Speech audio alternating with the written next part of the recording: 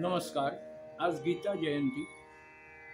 पहिल्या 3 व्हिडिओजमध्ये आपण पहिले 12 अध्याय बघितले, ऐकले.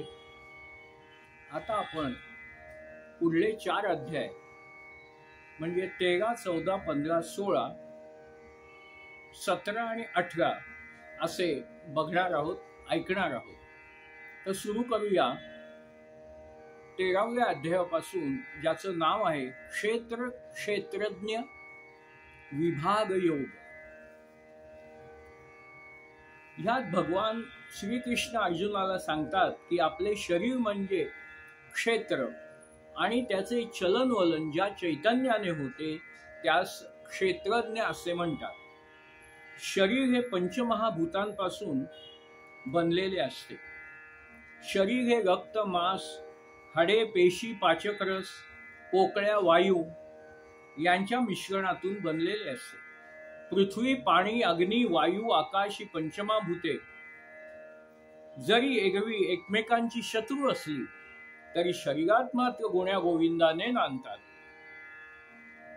बुद्धीच्या माध्यमातून जे आपल्या इंद्रियावर नियंत्रण ठेवतो व आपले शरीर आणि मन स्थिर ठेवतो तो हा भवसागर लीलया पार करून जातो. मला काही मिळावे अशी इच्छा करून केलेले काम म्हणजे सकाम काम. असे सकाम काम करू नये असे भगवंत सांगतात. नेहमी सात्विक लोकांची संगत धरावी, मन नेहमी प्रसन्न ठेवावे, कुणासही शब्दाने दुखवू नये असे भगवान श्रीकृष्ण अर्जुनाला सांगतात. हेच आता काव्यात बघूया. क्षेत्रासे हे शरीर आपुले आत्मा तो क्षेत्रज्ञ, या तत्वाला जाणत नाही त्याला समजावे आज्ञ. या तत्वाला जाणत नाही त्या समजावे अज्ञ. समजून या तत्वाला पार्था होई तू सुज्ञ. पुरुष प्रकृती तत्व समजुनी होई तू तत्वज्ञ. पंचमहाभूते बुद्धी मन शरीरी वसती. पंचमहाभूते बुद्धी मन शरीरी वावरती. 10 इंद्रिये 5 विषय ही इथेच ते वसती. 3 गुण सुख दुःखे ऊर्जा देही या नांदती. स्थूल देह चेतना इच्छा द्वेष इथे असती. असं हे शरीर असतं आणि परमात्मा कसा असतो? अविनाशी परमात्मा देही आनंदे राहतो. नभासारखा सूक्ष्मासूनी मुक्त नित्य राहतो. देह गुणांनी लिप्त न होतो, निर्गुण तो असतो. आत्मा असतो सूर्या जैसा क्षेत्रा प्रकाश देतो. असं भगवंत या अध्यायात अर्जुनाला उपदेश करतात. 14व्या अध्यायामध्ये सत्व, रज, तम या गुणांविषयी भगवान श्रीकृष्ण अर्जुनाला सांगतात.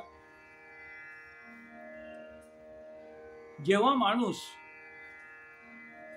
लोभ, मोह, राग, द्वेष यापासून मुक्त होतो व सर्व कर्मे केवळ ईश्वर चरणी अर्पण करतो तेव्हा त्याला पूर्ण मनशांतीचा अनुभव येतो. त्याचे मन कुठल्याही भौतिक गोष्टीत गुंतून पडत नाही.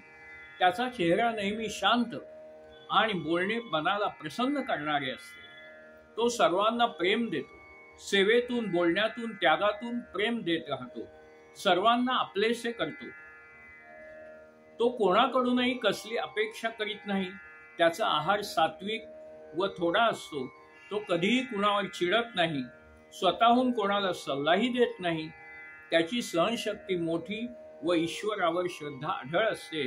अशा माणसाला सात्विक गुणाचा माणूस म्हणतात. ज्या माणसाच्या चांगल्या वर्तनात सुद्धा स्वार्थ व अहंकार दडलेला असतो तो रजोगुणी म्हणावा. तो आपला अहंकार पोषण्यासाठी व मीपणा शांत करण्यासाठी लोकांच्या उपयोगी पडतो. तमोगुणाची माणसे अल्पसंतुष्ट, अज्ञानी, आळशी, व्यसनी, मोह लोभ या अवगुणांनी युक्त अशी असतात. त्यांना आयुष्याचा अर्थच समजलेला नसतो, कळतं पण वळत नाही अशी त्यांची स्थिती असते. हेच आपण आता काव्यातून बघूया. 3 गुण हे आत्म्याला देही बांधून ठेविती, सत्वगुण तो निर्मळ करितो प्रकाश उत्पत्ती. कर्मफले इच्छातून निर्मी रजोगुण आसक्ती, निद्राधीन आळशी अज्ञते तमोगुणी असती. सत्वगुण वाढतो दडपुनी रजतम द्विगुणाला, सत्वगुण वाढतो दडपुनी रजतम द्विगुणाला, रजोगुण वाढतो दडपुनी सत्वतमो गुणाला, तमोगुण वाढतो दडपुनी सत्वरजो गुणांना, असे गुण वाढती शरीरी समजून घे अर्जुना. विषय भोग लालसा स्वार्थ हा काबीच करतो मना, रजोगुण वाढला असे तू जाणून घे अर्जुना. झोप मोह वेढीतसे अंतःकरण इंद्रियांना, तमोगुण वाढला असे तू जाणून घे अर्जुना. सत्वगुणातील माणूस जेव्हा इथे मरण पावतो, निर्मळ दिव्य कर्मयोग्यांच्या स्वर्गी तो जातो. रजोगुणातील माणूस जेव्हा इथे मरण पावतो, कर्मासक्ती असणाऱ्या माणसात तो जन्मतो. तमोगुणी तो मनुष्य जेव्हा इथे मरण पावतो, किडा पशु या मूढ अशा योनीत जन्म तो घेतो. अशा प्रकारे भगवंतांनी 3 गुणांचं वर्णन केलं आहे. 15व्या अध्यायात, ज्याचं नाव आहे पुरुषोत्तम योग, भगवान सांगतात की ज्याची मुळे वर वर पसरलेली आहेत आणि फांद्या खाली अपरंपार पसरलेल्या आहेत, अशा संसाररूपी वटवृक्षाचे वर्णन ते या अध्यायात करतात. या वृक्षाचे स्वरूप इतके विशाल आहे की या वृक्षाची सुरुवात कुठून झाली व तो संपतो कुठे हे कळतच नाही. या वृक्षाचा उगम हा ब्रह्मलोकातून वैश्विक शक्तीतून झाला, जे ब्रह्म खूप वर आहे. त्रिगुणांचे जल पिऊन हा वृक्ष चांगलाच फोफावतो. या वृक्षाला नवनव्या फांद्या लागत असतात. माणसाची अहंता आणि आसक्ती त्याला या वृक्षाला बांधून ठेवते. माणसाने शरीराचा जरी त्याग केला तरी माणसाला दुसरे शरीर प्राप्त होते. या अध्यायात भगवंतांनी पुनर्जन्माचा सिद्धांत मांडला आहे. मृत्यूनंतर माणसाची अपुरी इच्छा, वासना त्याच्या नव्या शरीरात प्रवेश करते. शरीर सोडताना जी इच्छा मनात असते त्याप्रमाणे माणसाला नवे शरीर मिळते. आता हे आपण काव्यात बघूया. ज्याच्या फांद्या खाली झुकल्यामुळे राहिली वरती, असा वृक्ष रे संसाराचा अभिनव आहे जगती. अंकुर योनीच्या या फांद्या सर्व दिशा व्यापिती, त्रिगुण जलाच्या अन्नाने या फांद्या वाढत जाती. प्रेम अहंता विविध वासना मानवास बांधिती, जिकडे तिकडे हीच मुळे या वृक्षाची दिसती. अहम भाव आसक्ती ज्याची पूर्ण नाहीशी होते, परमात्म्याच्या स्वरूपी ज्याची नित्यस्थिती असते. सुख दुःखाच्या द्वंद्वापासून मुक्तमती असते, ज्ञानी जनांना अविनाशी मग ब्रह्म मिळते. अशा प्रकारे 15व्या अध्यायामध्ये भगवान श्रीकृष्णाने अर्जुनाला उपदेश केला. आता 16व्या अध्यायामध्ये, ज्याचं नाव आहे दैवासुर संपत विभाग योग, या अध्यायात भगवंत सांगतात की जगात 2 प्रवृत्ती आहेत, एक आसुरी आणि दुसरी दैवी. आसुरी प्रवृत्तीच्या लोकांचे मन हे वाईट विचारांमुळे मलिन झालेले असते. ते बऱ्याच वेळा खोटे बोलतात, खोटी आश्वासने देतात, भ्रष्ट मार्ग अनुसरतात, ते मंदबुद्धी व अत्यंत क्रूर असतात, ते वेळप्रसंगी हत्येही करू शकतात. ते नेहमी पैसा व शारीरिक उपभोगांसाठी धडपडत असतात, ते नेहमी चिंतित असतात, भोग घेण्यासाठी ते अन्यायाचा वापर करतात, त्यांना अनावर क्रोध येतो, ते विविध पदार्थांचा भरपूर संचय करतात, त्यांच्या मनात एक आणि ओठावर एक असे असते, आपल्या जुलमी स्वभावाने ते अनेकांना दुःखी करतात. हे झाले असुरी लोक. आता दैवी संपत्तीचे लोक कसे असतात? तर दैवी संपत्तीचे लोक सगळीकडे ईश्वर बघतात, माणसातील ईश्वर बघतात, माणसात देव बघतात, सेवाभाव आचरतात, अतिशय साधे राहतात, त्यांच्यात दिखावा अजिबात नसतो, त्यांच्या जीवनात सेवेशिवाय काहीही नसते. याची अनेक उदाहरणे समाजात सापडतात. भारतात असे अनेक लोक होऊन गेले. त्यात सिंधुताई सपकाळ, बाबा आमटे आहेत, मदर टेरेसा आहेत, राष्ट्रासाठी आपले आयुष्य अर्पण करणारे स्वातंत्र्यवीर सावरकर आहेत. अशा लोकांमुळे आज समाजात सुखशांती नांदते आहे. दैवी प्रवृत्तीचे लोक भगवंताला जाऊन मिळतात, ते जन्म मृत्यूच्या फेऱ्यातून मुक्त होतात. तर आसुरी प्रवृत्तीचे लोक अनेक जन्म घेतात, केलेल्या पापांचे प्रायश्चित्त त्यांना घ्यावे लागते. हेच आपण आता काव्यातून ऐकूया. आसुरी संपत्तीचा मालक तोच अर्जुना ठरतो, अहंकारी तो ढोंगी असतो, कठोर वर्तन करतो, घमेंड आणि अज्ञानाला घेऊन जो वावरतो, असुरी संपत्तीचा मालक बंधनात अडकतो, दैवी संपत्तीचा मालक सहज मुक्त होतो, दैवी संपत्तीचा मालक तुलाच मी मानितो, धीर धरी गे पार्था आता शोक का बरे करीतो, सिद्ध होई गे युद्धा पार्था तुला विनंती करीतो, लोक असुरी जाणत नाहीत प्रवृत्ती निवृत्ती, शुद्ध भावना अंतःकरणी असत्य ते बोलती, वागणूक आपली कधीही ते उत्तम ना ठेविती, जग हे खोटे ईश्वर खोटा काम विषय सेविती, मी आहे बलवान स्वतःला ईश्वर ते समजती, सिद्धी साऱ्या माझ्या ठाई असे मूढ मानिती, शत्रूंना मी मारून टाकीन असे नित्य म्हणती, मीच एकटा सुखात आहे भ्रमित होऊन म्हणती. अशा प्रकारे 16व्या अध्यायात भगवान कृष्ण अर्जुनाला सांगतात की तू दैवी प्रवृत्तीचा आहेस. 17व्या अध्यायात ज्याचं नाव आहे श्रद्धात्रय विभाग, यात सात्विक, राजस, तामस, श्रद्धा याचं भगवान वर्णन करतात. आणि ही सात्विक, राजस आणि तामस हे भोजनातून कसे ओळखावे, यज्ञातून कसे ओळखावे, तपातून कसे ओळखावे, दानातून कसे ओळखावे याचेही वर्णन करतात.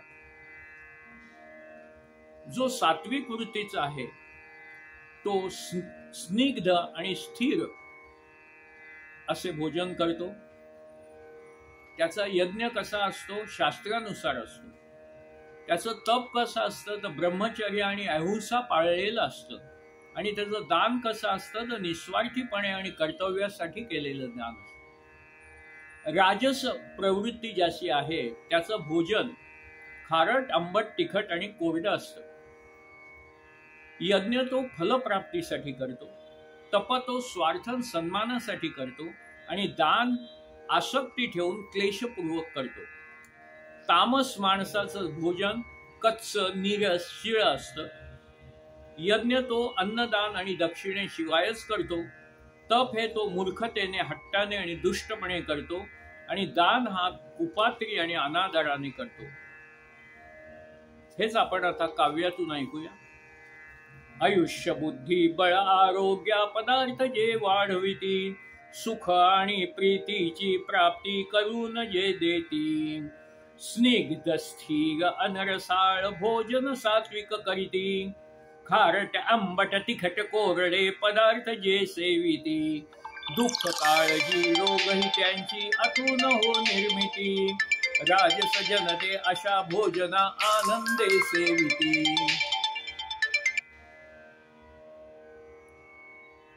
कच्चे नीरस शिळवट उष्टे पदार्थ जे सेविती, दुर्गंधाने युक्त अन्न तामसी लोक भक्षिती, खारट आंबट तिखट कोरडे पदार्थ जे सेविती, दुःख काळजी रोगही त्यांची त्यातून हो निर्मिती, राजस जनते अशा भोजना आनंदे सेविती.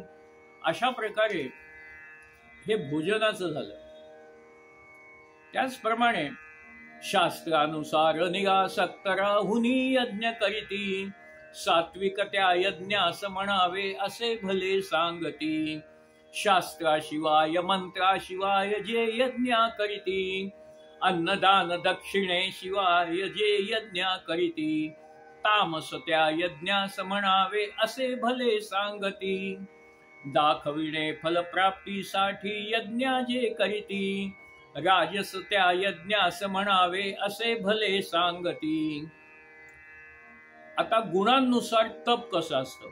मनी ठेविती प्रसन्नता भगवत चिंतन जे करीती, शांत भाव जे ठेविती हृदयी मनोनिग्रहा करीती, अंतर पवित्र ठेविती प्रार्थात मनोतपा ते करीती, तीन तपे जे योगी करीती सात्विक तप म्हणती, पूजा मान मिळविण्यासाठी जे जे तप करीती, स्वार्थ आणि सन्मानासाठी जे जे तप करीती, राजस ते तप करीती त्यांना क्षणिक फळे मिळती, मूर्खपणाने हट्टाने जे तनमन कष्टविती, अनिष्ट करण्या इतरांचे जे तपास आचरती, ऐका अर्जुना तप हे तामस तामसीच करती. अशा प्रकारे भगवान श्रीकृष्णांनी सांगितलं आहे. आणि शेवटचा आणि 18वा अध्याय आहे मोक्ष संन्यास योग. यामध्ये कर्म पूर्ण करण्यासाठी 5 तत्वे सांगितली आहेत. कर्ता, कारण, इंद्रिय, क्रिया आणि दैव. याशिवाय कर्माच्या 3 प्रेरणा सांगितल्या आहेत. ज्ञाता, ज्ञान आणि ज्ञेय. कर्म करण्यासाठी कर्त्याला त्याविषयीचे ज्ञान असणे आवश्यक असते. कार्य नेहमी 3 प्रकारचे असते. सात्विक, राजस, तामस. राग, द्वेष, आसक्ती, अहंकार सोडून जो कामे करतो त्या कर्मांना सात्विक कर्मे म्हणतात. जीवाला कष्टवून आणि अहंकार आसक्ती मनात धरून जी कामे होतात त्यांना राजस कामे म्हणतात. हानी, हिंसा, ताकद, परिणाम यांची पर्वा न करता जी कामे केली जातात त्या कर्मांना तामस कर्मे म्हणतात. याप्रमाणे भगवान श्रीकृष्णांनी कर्ता 3 प्रकारचं सांगितलं आहे, बुद्धी 3 प्रकारची सांगितली आहे आणि सुखही 3 प्रकारचे सांगितले आहे. यामध्ये भगवान श्रीकृष्णांनी 4 वर्णांबद्दल सांगितले आहे. ते वर्ण म्हणजे ब्राह्मण, क्षत्रिय, वैश्य, शूद्र. आणि याबद्दल त्यांनी विस्ताराने या अध्यायात सांगितले आहे. आता ऐकूया आपण.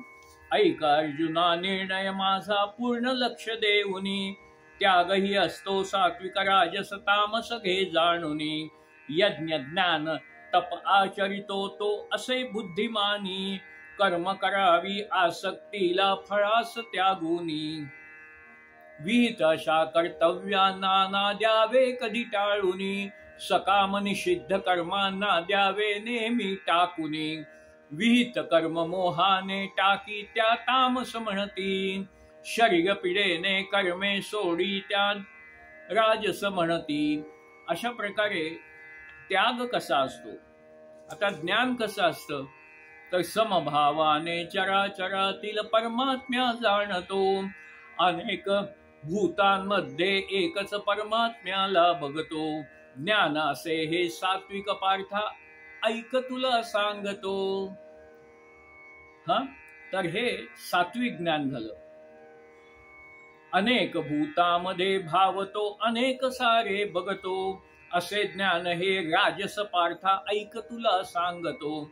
कार्यरूपी शरीरातच असक्त तुच्छ ध्यान ठेवितो, असे ज्ञान हे तामस पार्था ऐक तुला सांगतो.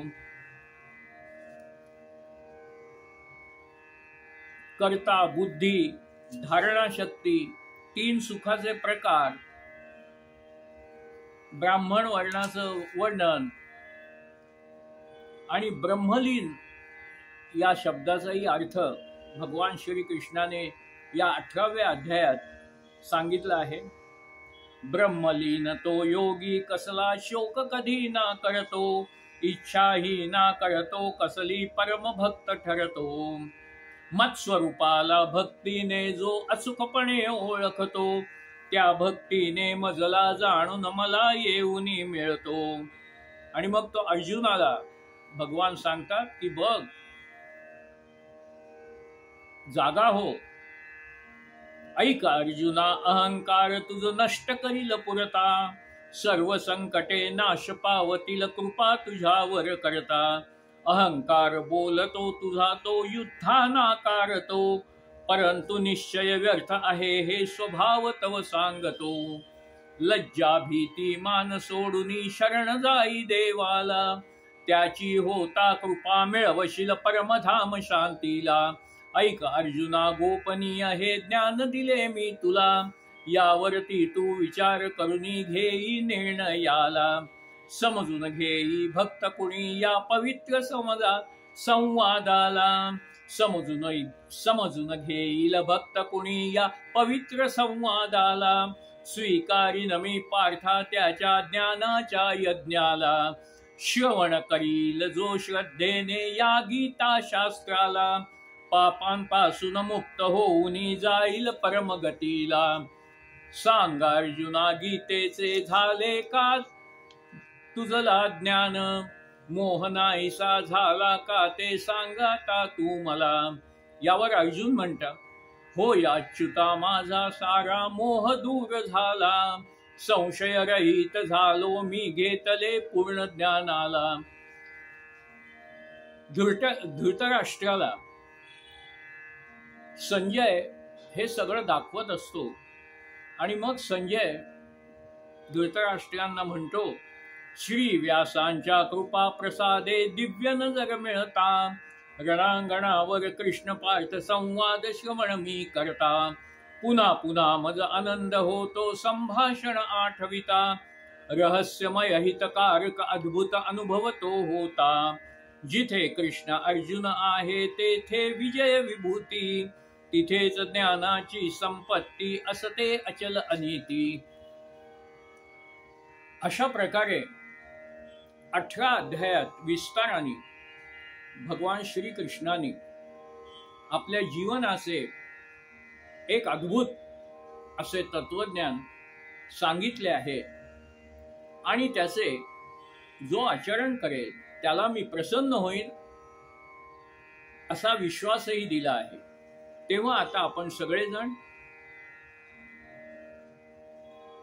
भगवद्गीतेचं स्मरण करू, वंदन करू आणि या भगवद्गीतेला शरण जाऊ आणि त्यातील शिकवण आपल्या आचरणात आणण्याचा प्रयत्न करू. याचबरोबर हा गीता यज्ञ मी पुरा करतो. नमस्कार.